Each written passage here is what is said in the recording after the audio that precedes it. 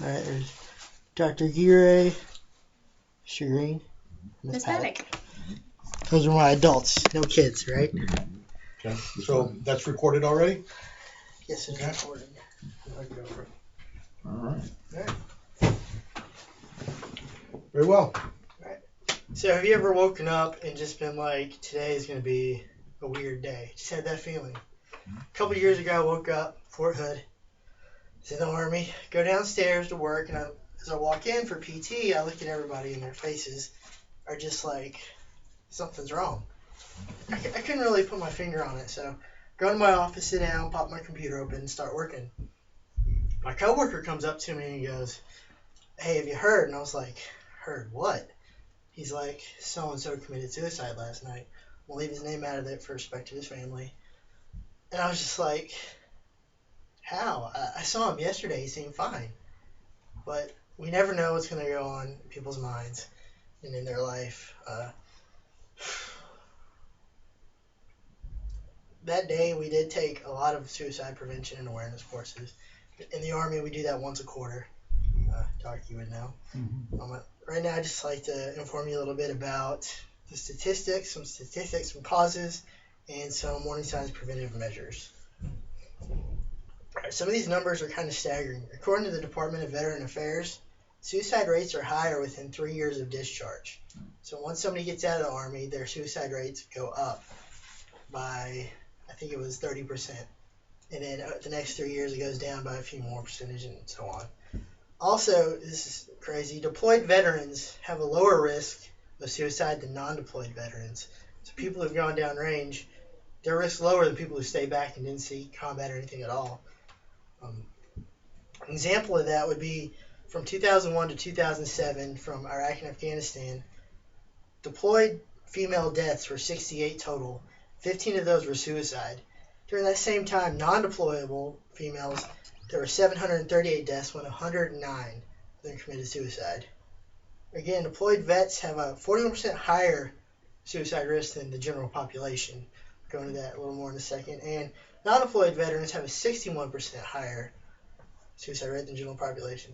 Many of us know at least one or two vets in our lives. There's two of us in here today, myself and Doc.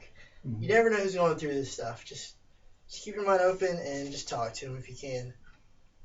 And some of those statistics, some were out of the way. We're going to go over some causes and why the statistics are higher. Everybody knows PTSD, post-traumatic stress disorder, is a major factor. You see, go down range, you see something, or even if you're back here, veterans who see something or something affects their life so much, they feel they have to do something about it. And the only way out of it is killing themselves. CNN wrote an article on a Department of Defense study 2 years ago stating the main causes were not PTSD, but it's the same thing the general population faces: depression, manic depression, and alcohol abuse. What gets me is alcohol abuse. And, in the military, a lot of people drink a lot. They state that is men who drink 14 drinks a week, women who drink 7 drinks a week, or people who binge drink, which is 4 or 5 drinks a day, have a higher risk of suicide. It just goes to show that veterans struggle with the same things that everybody else struggles with too. Not just, it's not just one part. They even have more with PTSD, some people who've seen stuff. All right. Since we've went over the statistics and some causes, let's go over some warning signs, preventative measures. According to helpguide.org, which is a website that gives help about suicide, but a lot of other stuff as well, some things to look for would be people who talk about suicide, if they have a preoccupation with death, or they're withdrawn from others, or saying goodbye. Along with saying goodbye, people giving stuff away is another one we were told in the Army it's a big thing. If you see something like that, just talk to them. Show them that you care. Show them somebody's there for you. If you need to, try to give them to seek help with you. Take them to a licensed professional or a religious leader if they believe in that. That's one way to get people to talk and open up. There are also suicide hotlines people can call, and that will help them as well. But like anything, this is not 100% effective. Some people still might go through with it, but at least you've tried. You're able to help them. And we may or may not have to deal with this in our lives. We might. and if you can, just go ahead and help them out. And in conclusion, I hope to be able to shed a little insight on veteran suicides and show some of the statistics, the numbers, warning signs, causes, and preventative measures.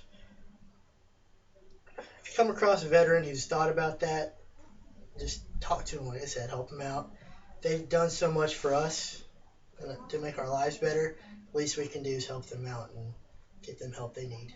Thank you. Thank you.